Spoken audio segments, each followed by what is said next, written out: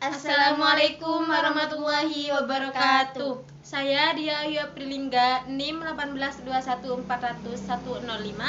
Dan saya Reza Umami, NIM 182140107. Di sini kami akan menjelaskan materi tentang Chinese Postman Problem. Happy watching. Chinese Postman Problem adalah suatu permasalahan di mana seorang tukang pos mengantarkan surat melewati setiap ruas jalan dan kembali ke kantor pos tepatnya. Sehingga prinsip Chinese Postman Problem adalah bagaimana mencari jalan terpendek dari kantor pos dan kembali lagi ke kantor pos dengan melewati setiap ruas jalan minimal 1 kali. Setiap simpul berderajat 2 sudah pasti didapatkan tur ilernya yang menjadi tur optimalnya. Jika tidak, beberapa sisi harus dilewati lebih dari 1 kali.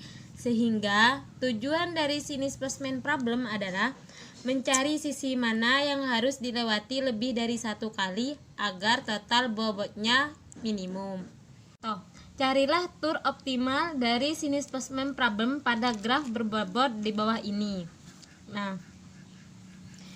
Simpul yang berderajat ganjil antara lain simpul B, D, F, dan H.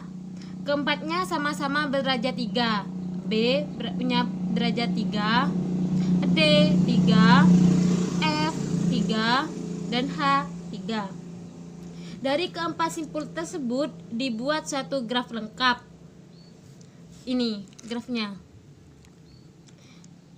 Bobot pada sisi-sisi yang berhubungan setiap dua simpul dihitung dari panjang lintasan terpendek dari setiap dua simpul.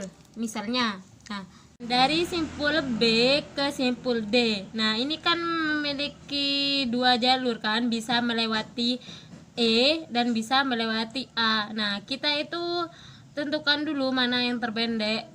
Nah, jadi lintasan yang terpendek adalah yang E. Kenapa yang E? Karena kan di sini 2, 6, 8, sedangkan di sini 6, 3, 9. Nah, jadi lintasan yang paling pendek adalah melalui simpul E, yaitu B, E, D dengan jarak 8. Sehingga bobot sisi yang menghubungkan simpul B ke D, nah terus sini B ke D itu 8. Selanjutnya dicari sebuah kemungkinan dari pasangan dua simpul.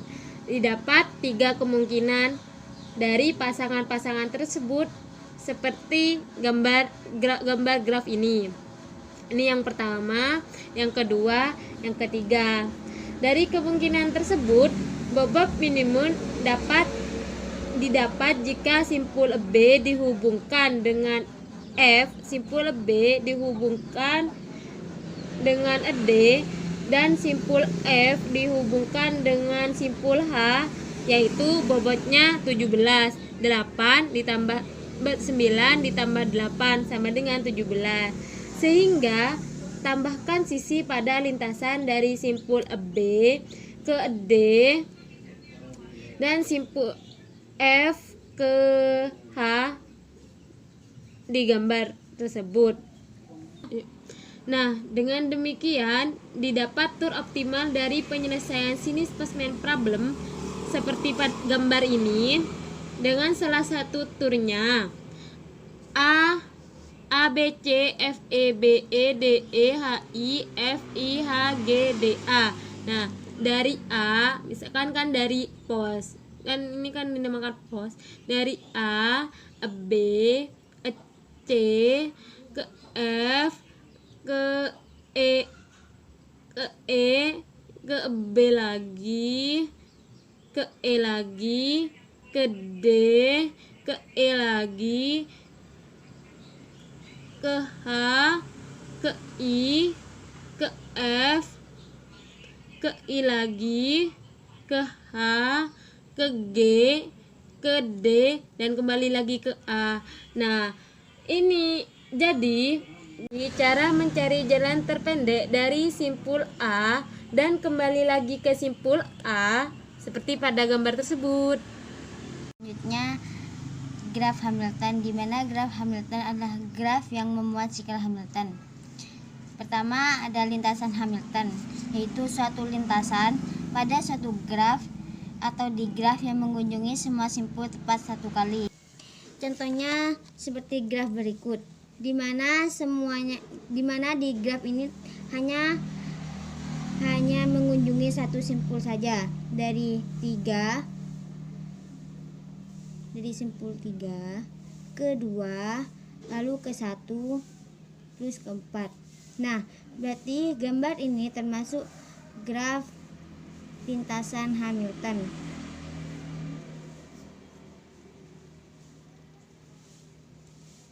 Sikel Hamilton ada lintasan Hamilton yang tertutup, dengan kata lain lintasan berawal dan berakhir di simpul yang sama. Seperti contoh gambar graf tersebut. Dari 1 ke 2 ke 3 ke 4 lalu ke 1 lagi, dimana seperti yang telah dijelaskan tadi berawal dan berakhir di simpul yang sama. Berarti graf tersebut termasuk sirkuit Hamilton atau bisa disebut juga sikel Hamilton. Nah, selanjutnya, apakah graf tersebut dinamakan graf Hamilton? Tidak. Kenapa? Karena di graf tersebut tidak tertutup dan tidak berakhir di simpul yang sama.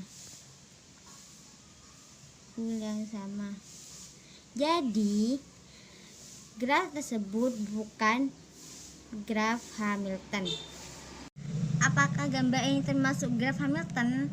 Kesimpulannya adalah iya, karena dari U ke Z, lalu ke Y, ke X, ke W, ke T, ke V, ke U lagi, dan mereka melewati satu simpul saja dan berakhir dengan simpul yang sama, kan berawal dari U dan berakhir di U juga. Jadi graf ini merupakan graf Hamilton, menunjukkan suatu graf bukan graf Hamilton. Nah, di sini terdapat sebuah observasi bahwa sembarang sikel Hamilton harus memuat tepat dua sisi yang berhubung pada setiap simpul.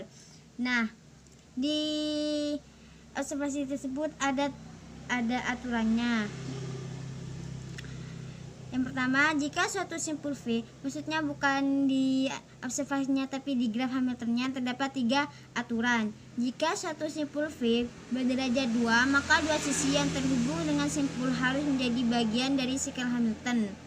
2. Selama konstruksi sikel Hamilton, tidak ada sikel yang dapat dibentuk sampai semua simpul telah dikunjungi. Jika selama konstruksi sikel Hamilton, dua dari sisi yang terhubung dengan simpul V harus ada dalam sikel, maka sisi lain yang terhubung dengan V dapat dihilangkan, seperti di atas contohnya. Semua simpul kan telah dikunjungi. Ini. Terus terhubung dengan simpul menjadi bagian dari sikel Hamilton yang berawal dan berakhir dengan sisi yang sama. Graf merupakan graf Hamilton, di mana teorema 3.1 diberikan suatu graf sederhana G dengan n simpul di mana n lebih besar 3. Sedemikian hingga derajat X plus derajat Y lebih besar n. Untuk setiap pasang simpul X dan Y yang tidak dihubungkan oleh sisi yang sama, maka G merupakan graf Hamilton. Contohnya di gambar berikut, di mana sisi tersebut mencari sisi yang tidak mempunyai tetangga, seperti A derajat A, seperti A dan C, lalu A dan D, di mana derajat A ditambah derajat C sama dengan 2 ditambah 3 lebih besar 5, dan derajat A ditambah derajat D sama dengan 2 ditambah 3 lebih besar 5. Nah, pertanyaannya, apakah graf tersebut memenuhi teorema 3.1?